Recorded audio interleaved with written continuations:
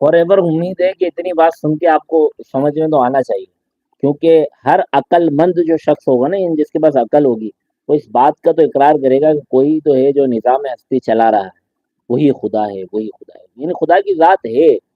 جو نظام، اتنا بڑا نظام کیسے چل سکتا ہے۔ امام اعظم ابو حنیفہ رحمۃ اللہ تعالی علیہ کا دہریوں سے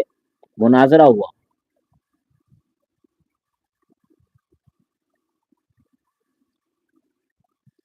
دہریے جو ہیں وہ خدا کی ذات کا انکار کرتے ہیں،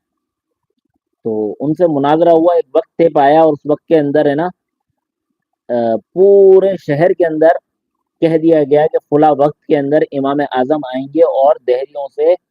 مناظرہ کریں گے۔ جو وقت طے پایا گیا تھا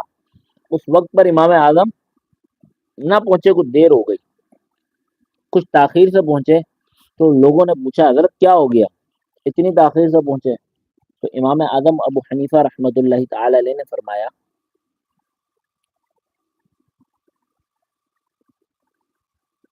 امام اعظم ابو حنیفہ رحمۃ اللہ تعالی علیہ نے فرمایا کہ میں جب آ رہا تھا تو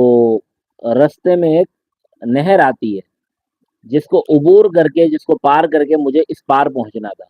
لیکن معاملہ یہ تھا کہ دوران سفر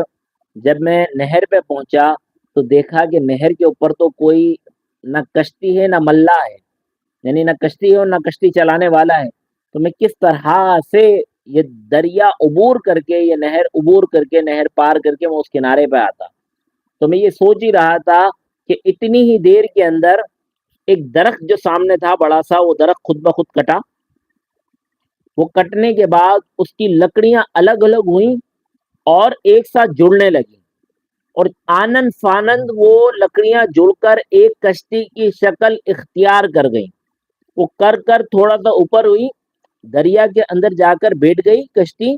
میں اس کشتی پہ سوار ہوا، اس کشتی نے مجھے اس سمندر کو عبور کروایا، پار کروایا، میں نے اس سمندر کو پار کرا، اور آج ابھی میں مناظرے کے اندر پہنچ گیا۔ لوگوں نے بڑا تعجب کیا کہ امام اعظم ابو حنیفہ رضی اللہ تعالی عنہ شاید مناظرے کے ڈر کی وجہ سے یا مناظرے کے خوف کی وجہ سے پریشان ہو گئے، جس کی وجہ سے اس طرح کی بہکی ہوئی باتیں کر رہے ہیں۔ تو لوگوں نے کہا کہ آپ اس طرح سے کس طرح سے باتیں کر رہے ہیں، یہ کس طرح کی باتیں کر رہے ہیں؟ جب لوگوں نے اس طرح سے کہا تو جواب آیا کہ اس طرح کا معاملہ ہوا اور کشتی خود بخود بن گئی،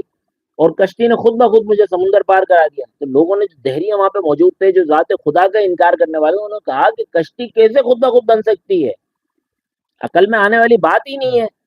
بغیر بنانے والے کی کشتی خود بخود کیسے بن سکتی ہے، بغیر چلانے والے کی کشتی کس طرح سے خود بخود چل سکتی ہے؟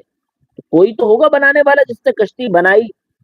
اور کوئی تو ہوگا چلانے والا جس نے کشتی